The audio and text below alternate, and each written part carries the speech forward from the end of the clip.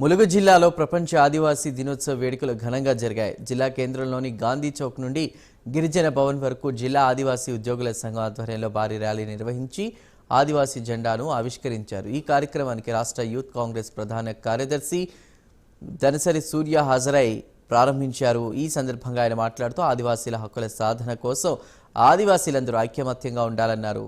ఒక ఆదివాసీ గిరిజన మహిళా నేత సీతక్కను మంత్రిగా చేసి రాష్ట్ర ప్రభుత్వం గిరిజనుల పట్ల తమకున్న మమకారాన్ని చాటిందన్నారు.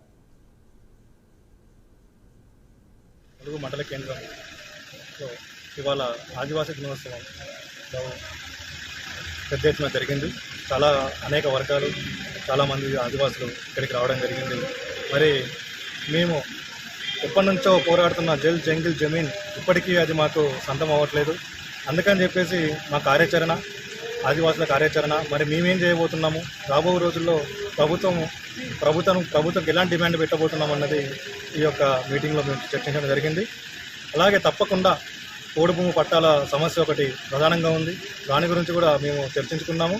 తప్పకుండా కాంగ్రెస్ గవర్నమెంట్లో ప్రతి ఒక్క ఆదివాసులకి న్యాయం జరుగుతుందని, వారి యొక్క పోడు భూములు వారికి దక్కేలాగా ఎలాంటి ఫారెస్ట్ ఇబ్బందులు లేకుండా చేసి వారికి ప్రశాంతంగా వారి యొక్క జీవన విధానాన్ని సాగించేలాగా మేమందరం కృషి చేస్తామని చెప్పేసి ఈరోజు ఆదివాసీ సంఘాలు అందరూ ఐకమత్యమయ్యి ఏకదాటిగా మేము ఒక పిలుపునిచ్చుకున్నాము.